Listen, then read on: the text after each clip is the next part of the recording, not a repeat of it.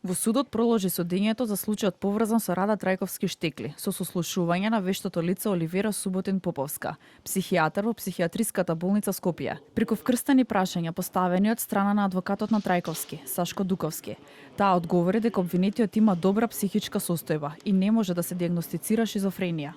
Ова тврдење на вештото лице од обвинителството е различно од вештачењето на вештакот на одбраната Ѓорги Хаџи Ангелковски. Според него, Трајковски има шизофренија и не може да го следи судењето. Не може да се диагностицира шизофренија, но се забележуваат одредени карактеристики на дисоцијалност и шизотипни црти, кои не ги исполнуваат сите критериуми за шизотипно растројство. Наводите за магиско мислење не се показател за халуцинации. Според одбраната на обвинетиот, овој вешт наод има драстични разлики со наодот на одбраната.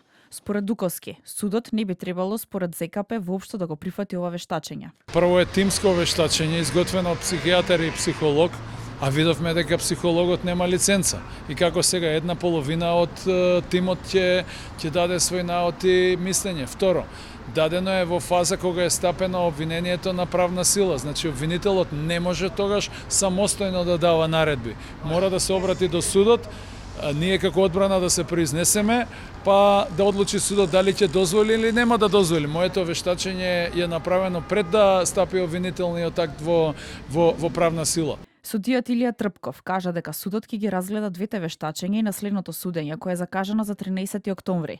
Ќе се донесе одлука и од истата ќе зависи како ќе се одвива судењето. Обвинението на обвинителството за гонење организиран криминал и корупција опфаќа вкупно 10 лица. Првично биле опфатени 16 лица, од кои 7 веќе склучиле спогодби и добиле затворски казни од 3 до 3,5 години.